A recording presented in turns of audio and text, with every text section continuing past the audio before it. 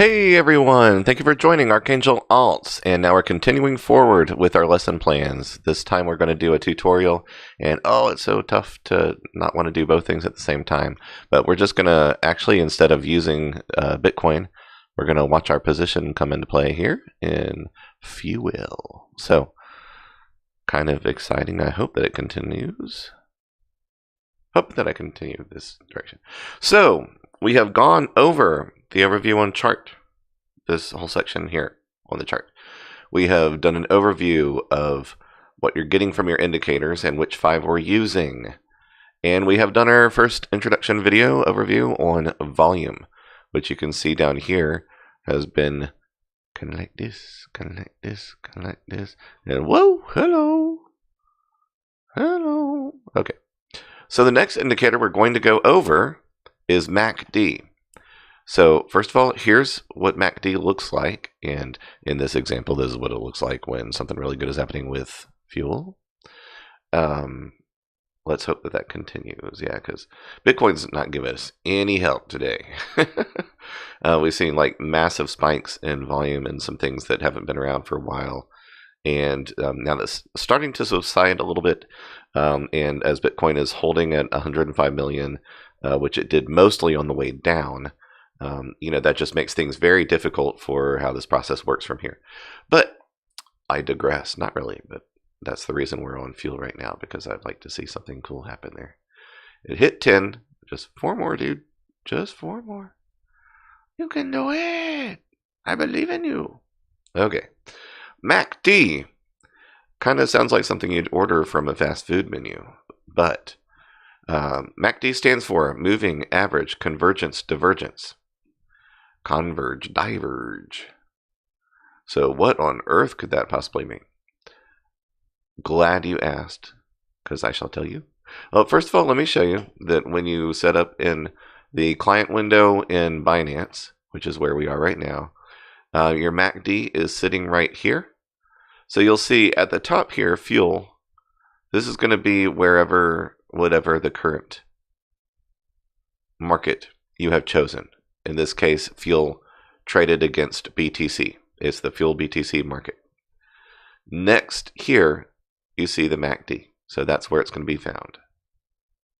So now I'm going to give us more space so we can really see what Mac is doing. What you doing, Mac? And the more screen size, the more screen space you have for these things, the more detail you'll see in how it's drawn. And this is actually a good example because we've got kind of a cross-section of lots of different types of candles. We've got our digity stuff where the volume has dropped low, and we've got our long spikes going up, long spikes going down. You can see it trailing this movement here, tracking it here. So the perfect world scenario of a MACD is going to look like an oscillation up and down in exactly the same shape. It's like a perfect balance, counterbalance kind of thing. Positive movement, negative movement, up movement, down movement, volume buying, volume selling. That's the kind of trend that we would like to see. And you can see remnants of that. You can see it went up here. You can see it went down here. You can see it went up here, down here, up here, down here, up here. These are almost like a perfect mirror of each other in many ways. You can see not only is it deeper and taller, but you can see that it had a little bit of this, and then this continued, and then it tapers off almost exactly the way that it came in. There's so much interpretive detail, things that you can learn from by analyzing these things. Take your time to look at what actually happened with these guys. So just from the overall shape, what we're seeing, obviously, in the most simplest of details, we'd have like an almost perfect sine wave. It would go up, and when it would hit its peak, it would slowly come down. And we would see that that happened here when there was a little bit of upward movement, a little bit more upward movement, a little bit more, a little bit more, a little bit more. And then as it tapers off, it would start to go down.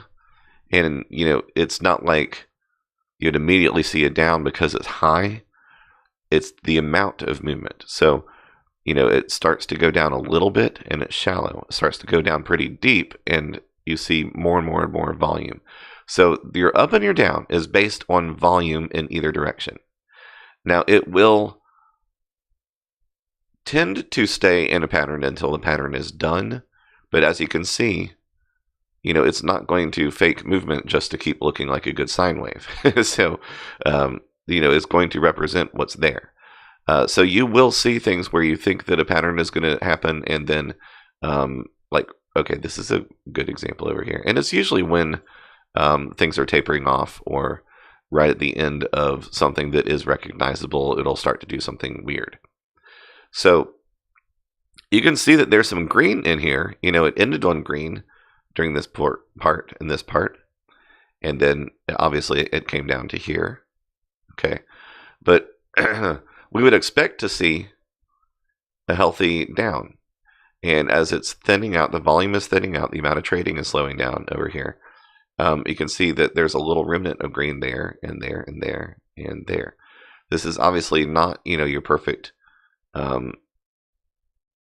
flip side of what we see over here. But these two are pretty close. So, you have to learn the rule in order to break it. That's going to be kind of the lesson for the majority of this stuff. But just imagine in your head if you have this perfect, half moon going up and down and going up and down.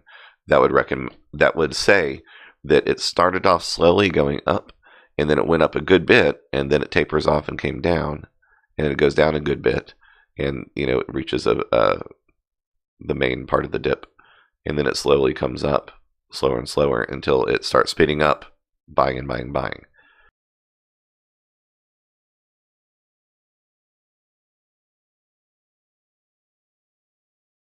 So that's the main component of the MACD, where we see an upward movement, a downward movement based on the volume and based on the velocity of the buying and selling that is creating that volume.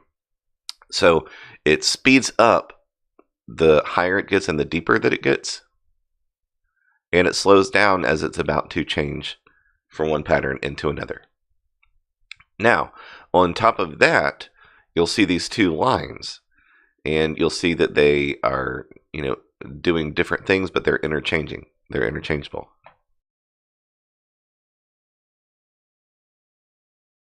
So, pardon me. So, what is going on here is, along with the moving average convergence divergence, these are like an MA, like a moving average, meaning that it is measuring time going back to what has happened in the past over a long period of time to different lengths of time, both of them proven to show different levels of accuracy for what it's doing. I'm going to actually change this. Yeah, you can see it a little bit smoother now. Look at this. It did for a long trend there and did for a long trend there. Now, this is my favorite kind of thing, is just when it's thinning out, just when you think it's going to go down again, it continues with another up oscillation. Love that. So like I said, you never actually almost never see a perfect sine cosine. If you do see a perfect up down movement, a perfectly shaped, concave convex kind of thing going on, usually it's manipulation. And every once in a while you'll have coins on other exchanges that should not be able to do some of what they're doing. But as they're moving, it has this perfect shape to it, and it's very clear that somebody on that exchange is having a really fun time setting up either a bot or manually just doing this perfect pattern. Not likely or possible, really. So with these two lines, they have two different lengths of time that they are set to. And as they're running, they're going to show not only what happened in the last positions, but you get a really good indication of when different patterns are likely to start and end. So you would expect the patterns to be redundant. You would see the way that these two lines stay apart and cross over would happen at key times in the convergence divergence, the mapping of the volume here. And that is an accurate statement, But once again, it's not a guarantee that they will overlap exactly the same place, okay? Because this is absolutely, showing you the minute to minute exactly what's happening right now. And usually there's something that I'm going to do probably a series and not just a single video on this. But I want to give some really good examples of when I talk about things being a self-fulfilling prophecy. I see examples of that just constantly while trading, and you'll see it more yourself as well. Love seeing that position get closer. So keep doing that over there, 310 going to 314. And while you're at it, just keep going to 375 and 400 and 700 and 900 while you're at it. That'd be great. Just hit every single old position that we've ever had. That'd be great. I don't think we have anything as high as 1,000. So, yes, indeedy. There's 4 main components that you're going to want to know about these 2 lines, and then that's going to be our basic overview for today. When you see both lines reaching the top of this pattern, they will hit a point where they're coming down, and they come down at different averages, so there's going to be a place where they cross. Okay, usually this defines the end of an uptrend and it's coming down. And thinking in terms of overbought and oversold, usually this is a crossover where it's, people start to get scared that it's not going to go higher, and people that have been waiting for their positions to come in are finally getting within the window of clearing. So everybody kind of sees the same things happening, and they all decide, to switch from buying in to selling out. Or, you've satisfied as high a position that somebody's going to get an earning as possible. And so it starts to peak out and it starts to come down.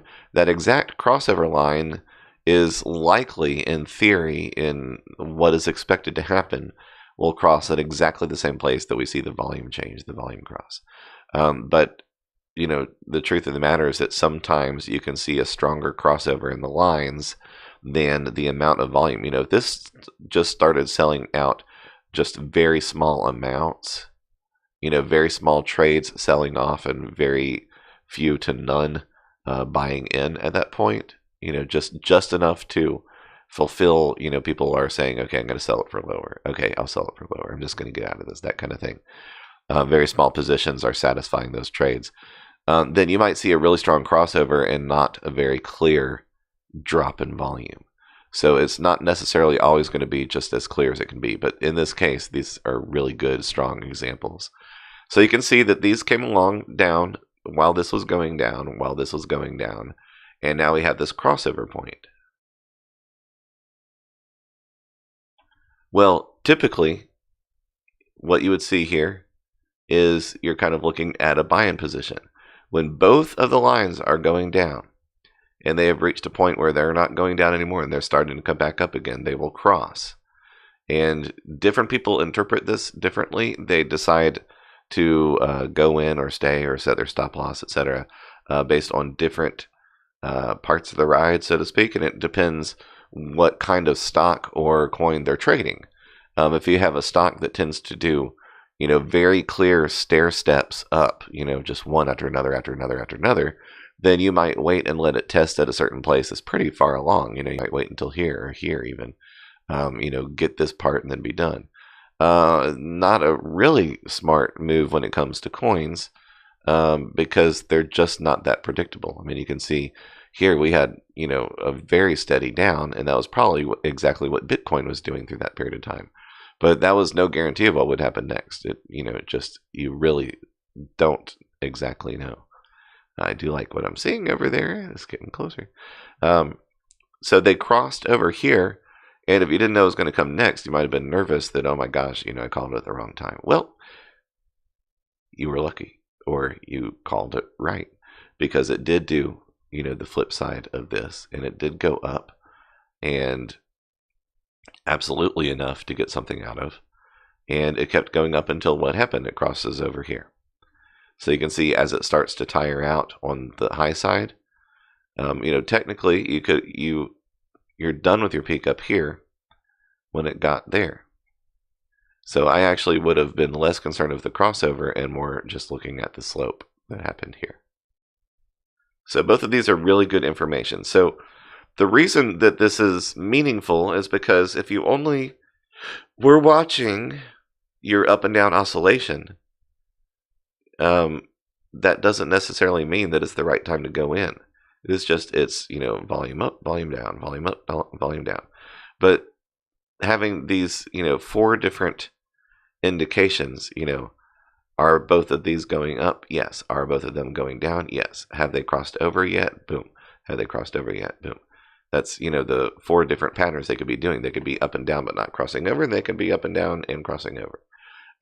But then you put it in the correlation of, are they crossing over at the same point? Are they crossing over at not such a great point?